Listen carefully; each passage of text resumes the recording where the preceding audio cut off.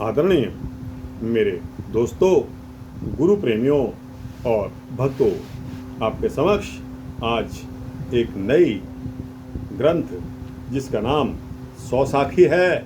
दोस्तों, यह सौसाखी साहब श्री गुरु गोबिंद सिंह द्वारा गुरसुखी अते मर्यादा, जो कि सबसे पुरातन पुस्तक, जो गुरसिख इस पुस्तक को पढ़ता और सुनता है वह मुक्ति का पात्र बन जाता है।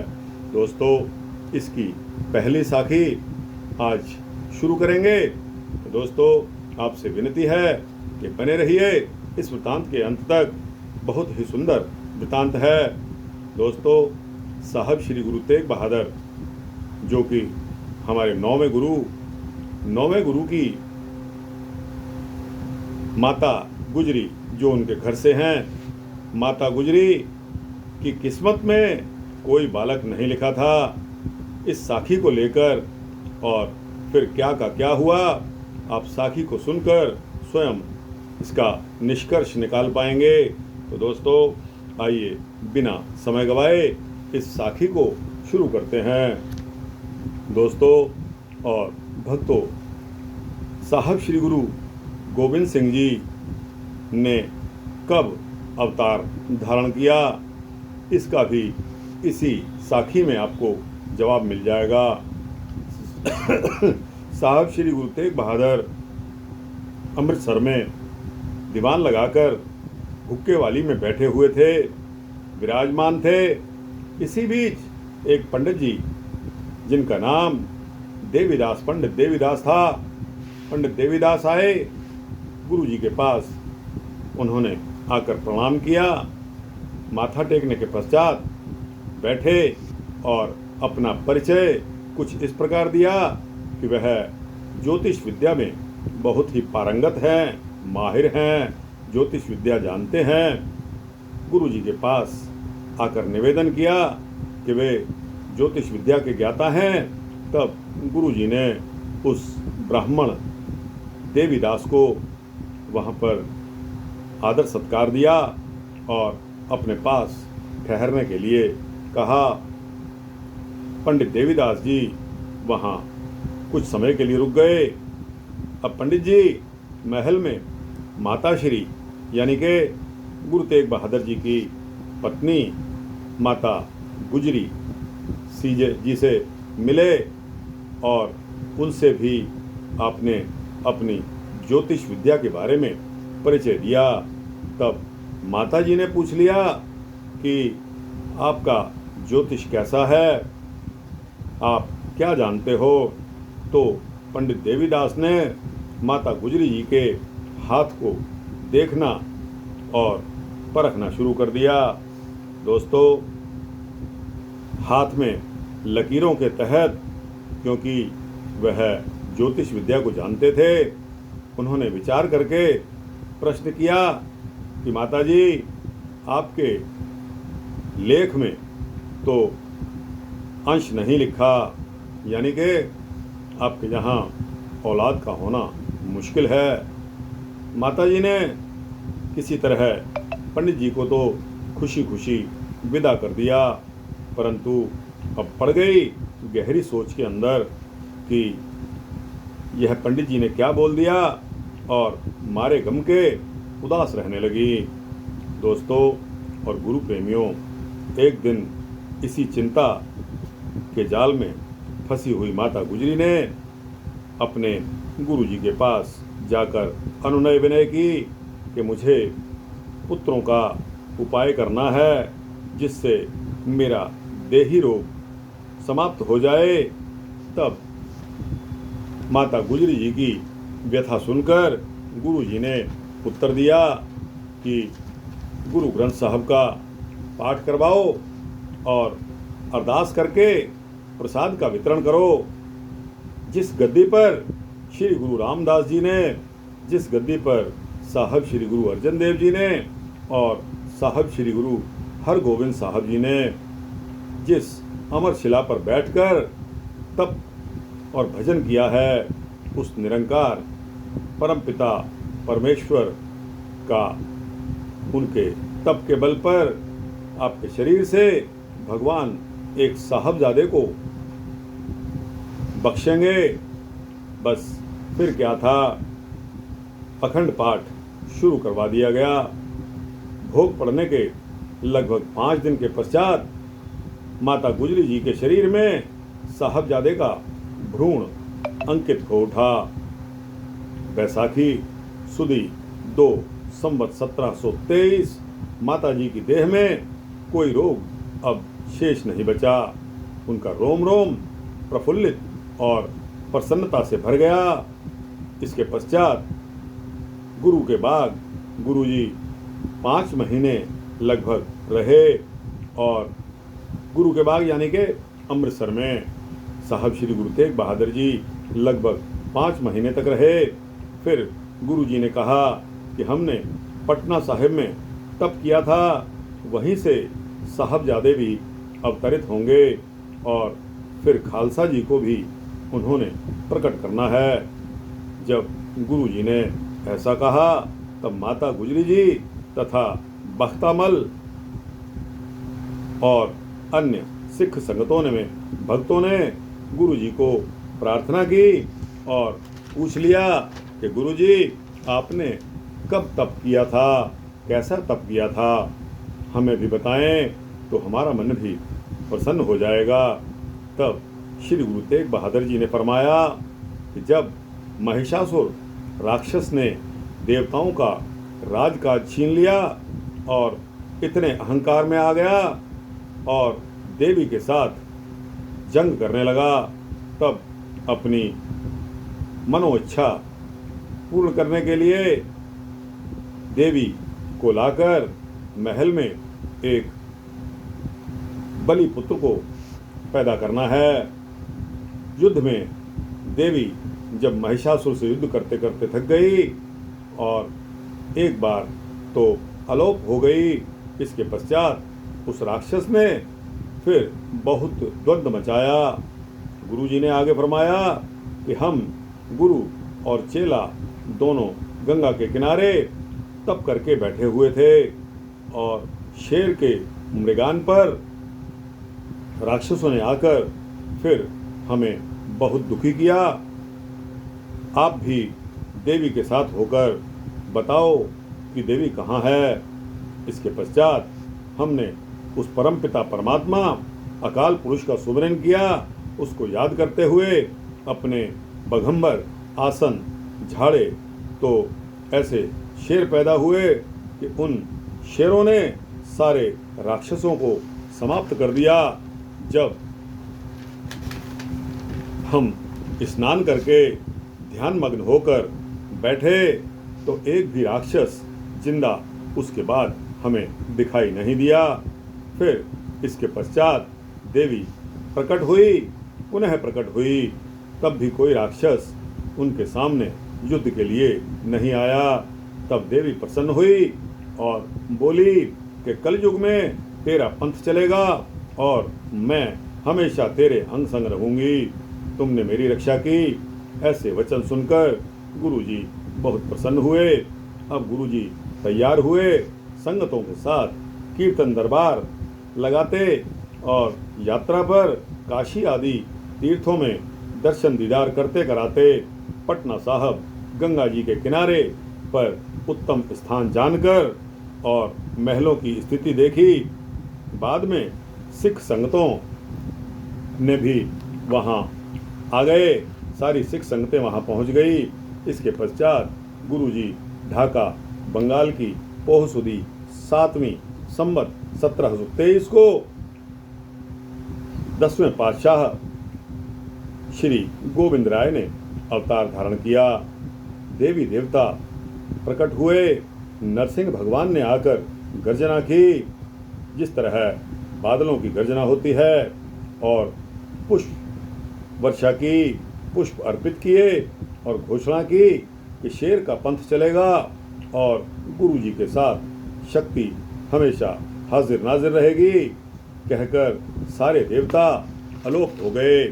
और दोस्तों, उसके पश्चात जब गोविंद राय 10 साल के हुए तब साहब श्री गुरु तेग बहादुर साहब ने हुक्म किया कि 4 लेखकों को जो हुक्म करें उसे लिख लिया जाए। यानी कि 4 लेखकों की नियुक्ति कर दी गई कि बालक गोविंद राय जो भी लीला करेंगे, जो भी बात बोलेंगे, उसको कलमबंद कर लिया जाए। इन 4 लेखकों के नाम बकतमल, धर्मराय, खड़गराम और दियाराम, जो कि इतिहास में आया है। गुरु गोविंद सिंह साहब ने बहुत सी लीलाएं की, बहुत से खेल किए, अपने इष्ट धर्म का उपदेश सिख संगतों को देने लगे। दोस्तों, विचित्र नाटक के 6ठे अध्याय में इसका पूर्ण रूप से उल्लेख आया है। जब संगतों के पूछे जाने पर गुरु जी ने वचन किया, विचित्र नाटक का प्रसंग। दोस्तों, विचित्र नाटक में क्या प्रसंग आया है कि सिख संगतों ने जब गुरु जी के आगमन के बारे में और उनके पिछले जन्म के बारे में पूछा, तब गुरु जी ने कुछ इस तरह जवाब दिया। दोस्तों, यह विचित्र नाटक का प्रसंग आया है, इसको मैं आपको गाकर सुनाता हूँ।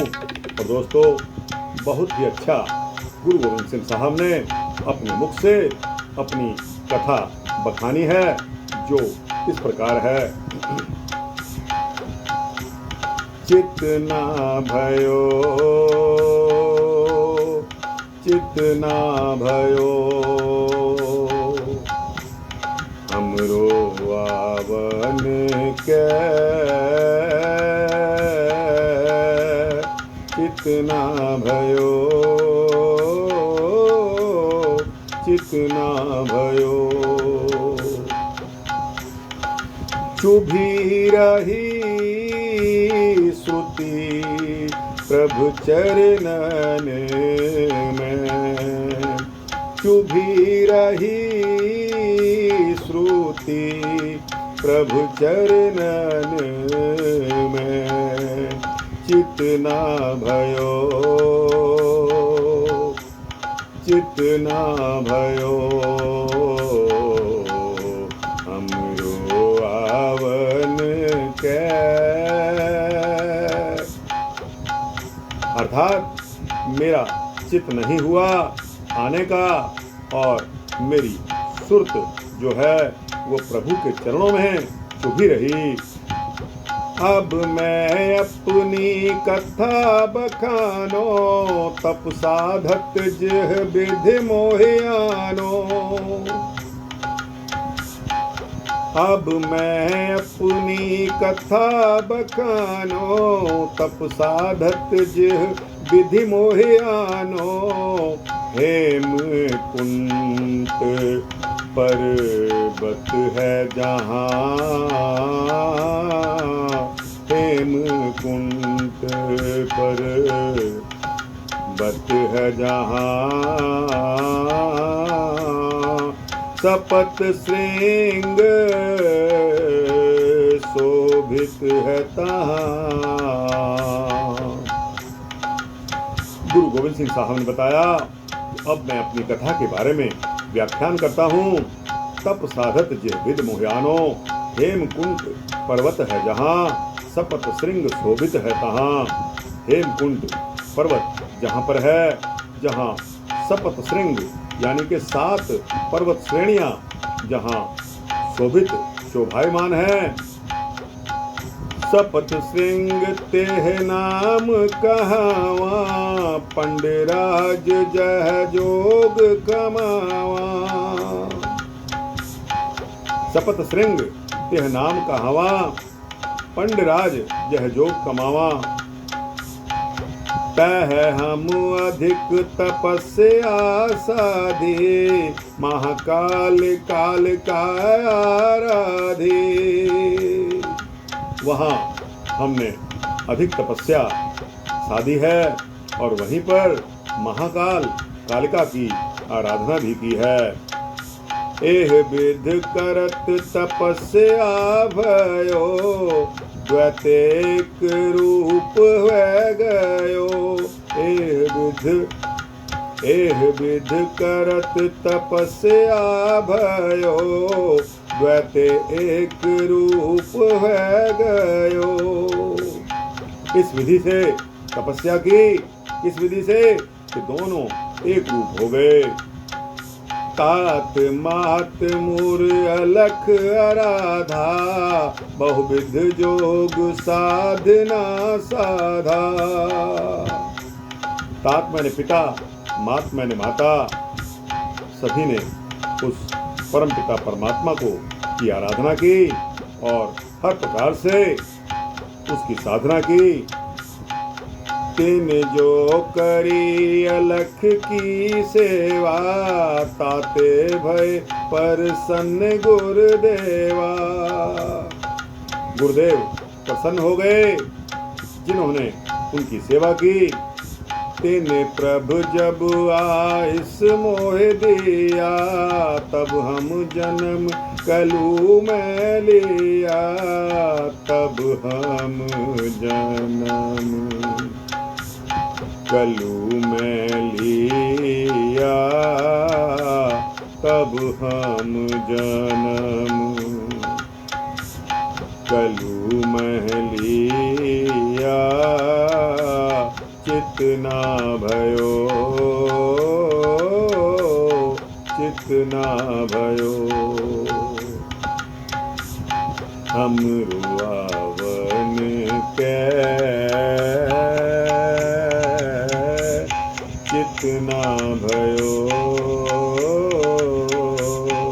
चितना भयो। चुभी रही श्रुति प्रभु चरणन मह, चुभी रही श्रुति प्रभु चरणन मह। चितना भयो,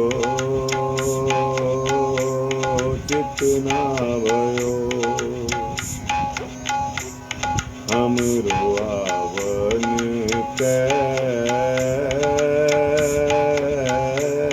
चितना भयो, चितना भयो।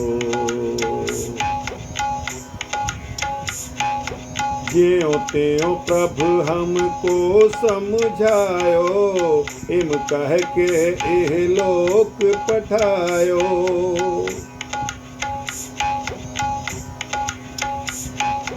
ज्यों त्यों प्रभु हमको समझायो, इम कह के एह लोक पठायो, इम कह के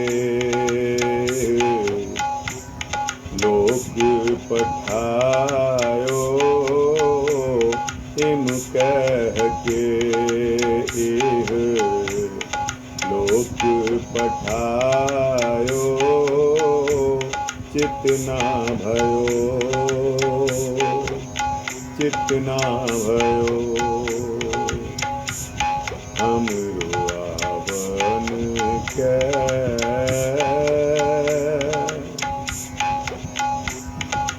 चुभी रही श्रुति प्रभु चरणन में। चुभी रही श्रुति प्रभु चरणन में। चितना भयो, चितना भयो, चितना भयो, चितना भयो। दोस्तों और भक्तों, साहब श्री गुरु गोविंद सिंह साहब ने अपने आने का क्या कारण था, क्या प्रथाएं था, वो इस कथा में, इस वृतांत में, इस शब्द में बताया है। इसका प्रसंग विचित्र नाटक में भी दिया हुआ है। दोस्तों यहाँ पर आज पॉज करते हैं, क्योंकि अकाल पुरख बाच इस कीट प्रति चौपाई आगे आती है, जो कि लंबा वृतांत है। इस एपिसोड में शामिल नहीं किया जा सकता। अतः आने वाले अगले एपिसोड में आपको इसके बारे में फिर बताएंगे। तो दोस्तों, यहाँ तक श्री गुरु गोविंद सिंह साहब का आगमन कैसे हुआ, यह वृत्तांत यहीं समाप्त करते हैं। आपको कैसा लगा? अच्छा लगा हो तो इसको लाइक और शेयर करते हुए अपने दोस्तों, भक्तों, मित्रों, जिज्ञासुओं तक भेजना। अपने कमेंट सेक्शन में अवश्य देना। इस चैनल को सब्सक्राइब कर देंगे तो आपको इसी तरह के सूक्ष्म भक्ति वृत्तांत मिलते रहेंगे। वाहिगुरु जी का खालसा, वाहिगुरु जी की फतेह।